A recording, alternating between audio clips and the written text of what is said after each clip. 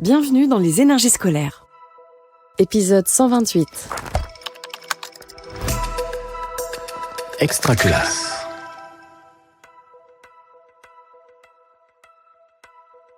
Je suis Rohan Gourouvin, je suis enseignant d'art plastique au Collège de Bourbon à La Réunion.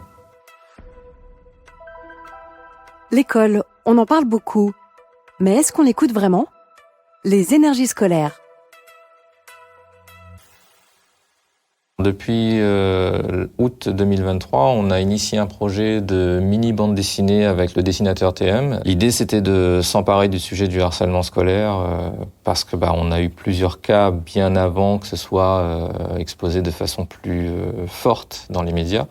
Et notre direction pensait que multiplier des supports, ou en tout cas aborder le sujet sur des supports différents pourrait être porteur au niveau des élèves pour libérer la parole. Il me semble que certains d'entre vous n'ont peut-être pas forcément encore bien avancé sur le scénario. Ceux-là, on va se mettre, nous, plus en retrait, on va aller vers le fond de salle. Ceux qui ont déjà bien avancé, qui sont au clair sur leurs idées. Vous allez plus travailler avec TM. De toute façon, sur la première partie, je vais laisser TM faire la présentation de tout ce qui doit être entendu, connu, compris. Et donc, dans un second temps, moi, je prendrai les autres qui sont un petit peu plus en décalage avec moi au fond, juste pour réajuster sur ce que c'est vraiment qu'une situation de harcèlement et en quoi votre histoire le serait ou pas. Alors, on travaille avec TM qui de base, en fait, c'est un ancien élève du collège. Il a été scolarisé ici, puis lui-même a enseigné les arts plastiques. Du coup, ça nous faisait pas mal de points communs sur ce parcours-là. C'est à la base l'auteur de Tiburce, donc un jeune garçon qui vit des petits problèmes aussi à l'école. Et puis, il a travaillé sur des niveaux plus grands avec Zap Collège, où vraiment on est sur des problématiques d'ados. Malika Sokous aussi, une jeune adolescente dans une cité et puis dans un collège un peu particulier. Il est tout à fait adapté, je pense, sur le sujet. Aujourd'hui, on ne fait pas du dessin très bien fini. Là, c'est juste un plan, ce qu'on appelle un découpage, c'est-à-dire qu'on va juste savoir ce qu'on va mettre en gros dans les cases. Là, l'important, c'est l'histoire. D'accord ? Donc, ne vous cassez pas trop la tête sur le fait de savoir ou pas dessiner des personnages. On peut s'en sortir en faisant des choses très simples. Pour aborder le sujet du harcèlement scolaire, c'était à la fois un peu délicat pour moi et en même temps assez facile parce que au quotidien, on observe plein de situations. On voit ces élèves un peu introvertis ou ces élèves qui sont totalement dans des attitudes explosives parce que des choses ne sont pas dites. Et puis très vite, on se rend compte que derrière, quand on gratte un peu, on découvre malheureusement ces situations. Du coup, on a simplement proposé aux élèves d'être plus témoin de quelque chose, c'est-à-dire où ils parlaient d'un vécu personnel, où ils parlaient d'une situation observée, parce que l'idée, c'était pas de les mettre en difficulté ou de les obliger à être dans une confession de quelque chose. C'est vraiment s'en emparer du sujet et essayer de proposer une vision peut-être un peu plus presque à distance, dans la mesure où il était vraiment question de trouver une solution dans les situations de problèmes abordés. Moi, je me suis permis plusieurs fois de relancer les élèves sur qu'est-ce que c'est qu'une situation de harcèlement, à quel moment on peut parler d'harcèlement, est-ce que eux pensent avoir été victimes, et pour ceux qui avaient envie de répondre, on avait très rapidement des réponses, et puis les autres qui étaient un peu plus en retrait, on les a pas bousculés. Et en fait, c'est vraiment laisser venir au fur et à mesure.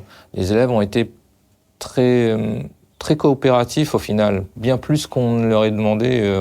On n'a pas eu à faire grand-chose. Ça venait tout seul. Là, on a listé avec certains d'entre vous les situations que vous aimeriez mettre en place. Donc, on a une situation où le personnage se fait harceler parce qu'il a les yeux verrons. Donc, il a les yeux qui ne sont pas de la même couleur. Donc, c'est une situation de harcèlement qui est liée à quoi, ça ? Physique. Le physique. Le physique, on va le retrouver notamment dans la situation où il y a le surpoids. Ça, c'est Maëlle, c'est ça ? Oui. Donc, on va traiter du surpoids. Donc, on a affaire encore au physique. Et tout à l'heure, il y en a une qui m'a parlé de handicap. Enfin, c'est Léna, tu as fait un scénario que tu m'avais envoyé hier. En fait, ton personnage est atteint de handicap mental, c'est-à-dire qu'il a des difficultés au niveau de son fonctionnement cognitif. On a une situation de harcèlement sexuel que vous voulez traiter aussi. Est-ce qu'il y a d'autres élèves qui allaient traiter de harcèlement sexuel ? Par là-bas, peut-être ? Non. Est-ce qu'il y a une situation... cyberharcèlement ? Malika. Donc, cyber... forcément réseau. Est-ce que alors j'ai une question là qui est d'ordre technique au niveau des réseaux qui seraient cités. Il faut éviter de citer un réseau réel. On l'invente. Je pense pas qu'on soit embêté par telle ou telle entreprise. Mais généralement, en bande dessinée, on on change un peu le nom, quoi. On a recensé au tableau avec les élèves en lançant la question. Donc on notait déjà quel type de harcèlement physique, sexuel, cyberharcèlement, harcèlement moral. Donc ils étaient déjà au fait d'un certain vocabulaire en termes de harcèlement, parce que malgré tout ils sont sensibilisés dans l'établissement, il y a des interventions. Et au-delà de ça, on sentait que certains avaient déjà des idées qui émergeaient, parce que ou des situations vécues, ou des situations observées. Et puis on avait des élèves qui avaient des histoires qui tombaient un peu à plat, mais on sentait que on esquivait presque le sujet. Et c'est là qu'il a fallu réintervenir. Et puis régulièrement pendant l'intervention avec TM, on faisait des temps où on demandait aux élèves de s'arrêter et de faire émerger cette parole. Disant, pour vous, est-ce que là, dans la production de tel élève, est-ce qu'on serait sur une situation de harcèlement ou pas? Et donc on se rend compte que la situation de harcèlement, elle n'est pas si claire que ça, ni dans la tête des élèves, et finalement, peut-être pas tant que ça dans la tête des adultes non plus. En tout cas, dans la mienne, moi, je me suis rendu compte au fil de l'intervention que c'était pas si clair, et que j'avais moi-même des difficultés à poser ce cadre-là. Quelle est la caractéristique première qui fait qu'on dit que c'est du harcèlement? C'est répétitif. C'est répétitif. Et avec Léna, on se posait la question de est-ce que si, par exemple, aujourd'hui, moi, je suis un harceleur, je pousse par exemple Stanley, je le bouscule, il va le dire au prof. Moi, je lui dis, si tu répètes la prochaine fois, je te tape. Mais qu'il n'y a pas de prochaine fois où je le bouscule. Est-ce que je l'ai harcelé? Non. Comment on peut être sûr qu'on a affaire à du harcèlement? Et moi, je pense qu'il y a un point de repère simple pour tout le monde. Et un point dont on a déjà parlé dans l'établissement, et pas qu'avec nous en art plastique. C'est, oh Katrina, je pense que le point de repère simple, c'est le non. Si vous devez dire 2 fois non à quelque chose, c'est que la personne en face sait ce qu'elle est en train de faire. Et donc elle insiste et qu'elle veut dépasser ces limites-là. Donc si votre personnage il est face à une situation qui se répète dès la deuxième, on est peut-être en train d'avoir affaire à du harcèlement. Sur ces mini-BD, en fait, on s'engage sur un projet qui est sur de la durée. On est parti sur 2-3 années là, de travail avec des groupes d'élèves qui vont bouger.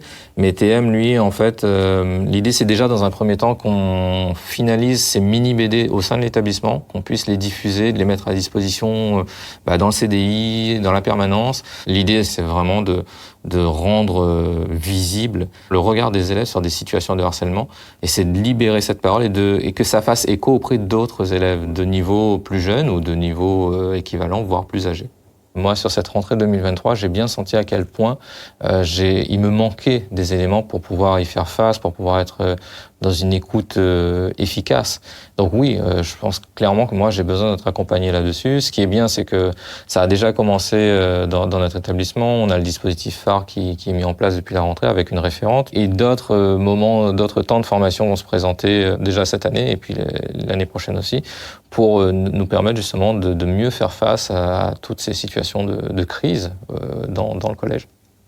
On a 70% de nos élèves qui sont de milieux défavorisés, voire très défavorisés. On a des situations familiales, des situations graves, des situations de violence intrafamiliale, des situations d'élèves qui sont totalement à l'abandon. Et de savoir que dans l'établissement, ils ont quand même des gens, des personnels ressources qui peuvent les écouter au moins, on sent que ça leur fait du bien. Ça ne fait pas tout, mais ça leur fait du bien. Vous venez d'écouter un épisode des Énergies scolaires.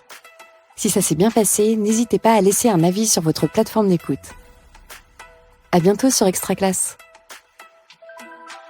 Une production Réseau Canopé 2024. Extra Classe.